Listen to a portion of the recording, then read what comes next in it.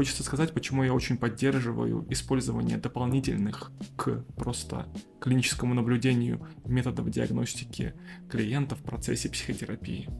Дело в том, что информация, которую мы обычно получаем от клиентов, когда они сами оценивают собственные переживания, она очень субъективна. И поэтому клиническая интуиция психотерапевтов развивается в ситуации, где фидбэк очень искажен, что способствует возникновению когнитивных искажений и что способствует усилению влияния этих когнитивных искажений психотерапевтов на клиническую оценку происходящего.